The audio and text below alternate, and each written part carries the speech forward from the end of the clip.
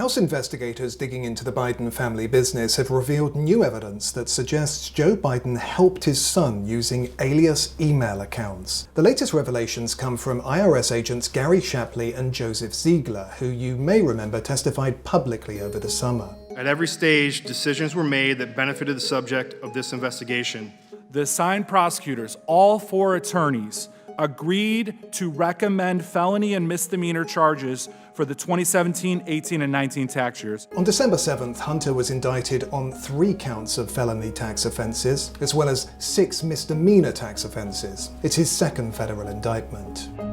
The latest documents, provided by the 2 IRS agents in this week's hearing, include a log of 327 emails that Joe Biden sent or received between 2010 and 2019, using pseudonyms which included Robin Ware 456 and Robert L. Peters.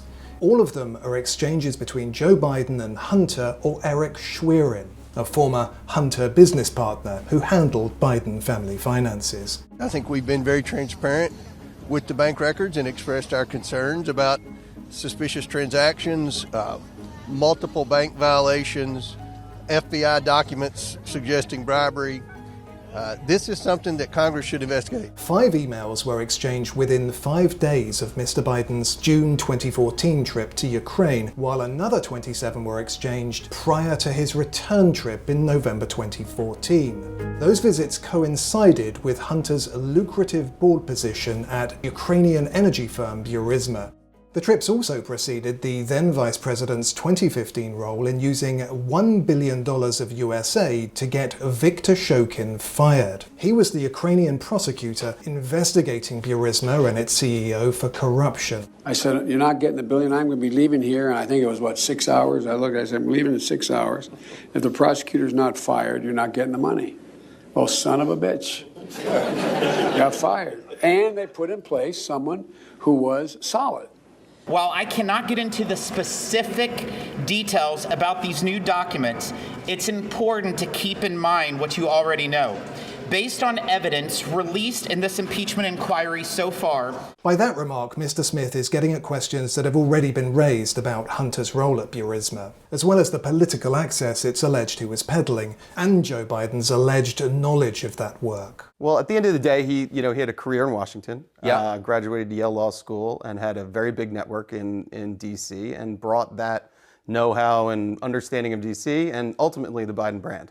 In November, a subpoena was issued to Hunter Biden requesting he attend a closed-door deposition with the House Oversight Committee. In response, Hunter Biden's attorney, Abby Lowell, replied, "We have seen you use closed-door sessions to manipulate, even distort the facts and misinform the public. We therefore propose opening the door." Hunter Biden replied to them and said, "I will take whatever format you want. I'm going to come here and testify in public before the eyes of the world. But what I won't do is do it behind closed doors so you can leak out little snippets and claim I said something that I didn't," which is, of course, what they've been doing for the last 10 months with all of these witnesses. House Oversight Committee Chairman James Comer discussed the standoff with Maria Bartiromo on Sunday Morning Futures. In a public forum, that's very different than a closed-door forum, right? In the closed-door forum, you can have hours to do follow-ups. In an open forum, you've got 5 minutes for each lawmaker. Mr. Comer's team has written back to Hunter Biden's lawyer to say that the closed-door session scheduled for December 13th must go ahead. We're going to have the deposition, and that's the difference in asking 35 questions versus asking 600 or 700 questions. And I know the media says, "Oh, it's a closed-door deposition." We will release the transcripts. Some of those questions will likely relate to the new emails given to the House Ways and Means Committee by IRS agent Joseph Ziegler.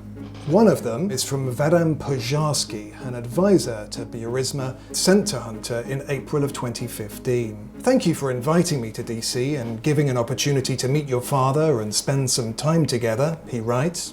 Another Pozharsky email to Hunter in November of 2015, which copies in Mr. Schwerin, asks Hunter for thoughts on a proposal for a contract for a US lobbying firm, Blue Star Strategies. Mr. Pozharsky worries that the suggested scope of work is largely lacking concrete, tangible results listed in the proposal, including how the firm will improve Burisma CEO Nikolai Zlochevsky's case and his situation in Ukraine. Mr. Pujarski says it's okay if the emission was to be on the safe and cautious side, so long as all parties in fact understand the true purpose of the contract. He then spells that out, saying that the Blue Star work needs to include arranging a visit of a widely recognized and influential current and/or former US policymakers to Ukraine. Why? With the ultimate purpose to close down for any cases, pursuits against Nikolai in Ukraine. In October 2016, about 8 months after the Ukrainian prosecutor was fired, an email between a Blue Star employee and Mr. Shwirin included the news that the Ukrainian government had ended its probe into Burisma CEO Nikolai Zlochevsky. Awesome work, writes Mr. Shwirin. Thanks. You brought us in, so take a victory lap, the Blue Star employee replies. There's polling by the Associated Press that shows that almost 70% of Americans, including 40% of Democrats, believe that you acted either illegally or unethically in regards to your family's business interests. Can you explain to the Americans amid this impeachment inquiry why you interacted with so many of your son and brother's foreign business associates? I'm not going to comment on that. I did not, and it's just a bunch of lies. You didn't interact with many of their business associates? I did not. There's lies.